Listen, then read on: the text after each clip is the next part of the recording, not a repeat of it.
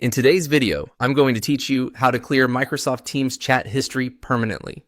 If you want to remove an old conversation from your Microsoft Teams chat list and keep your workspace a little cleaner, this process is very simple.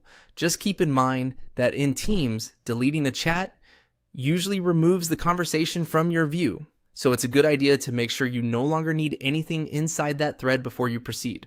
To begin, open Microsoft Teams and go to the chat area.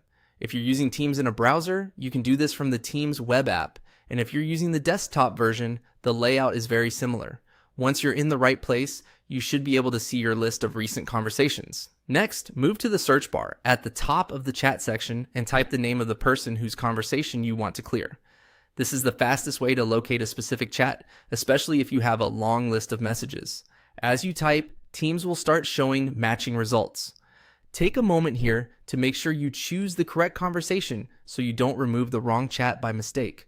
Once the correct name appears, click on that person to open the conversation. This will bring up the chat thread so you can confirm that it's the one you want to delete.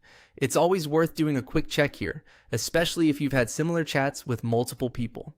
After the conversation is open, look for the three-dot menu associated with that chat. This menu is sometimes called the More Options menu, and it contains additional actions you can perform for the conversation.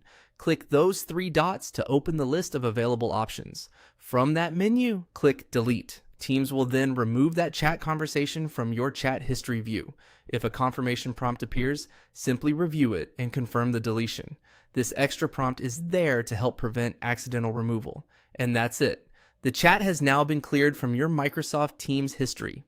As a quick tip, if you're cleaning up several conversations, repeat the same process one chat at a time so you stay organized and avoid deleting anything important unintentionally.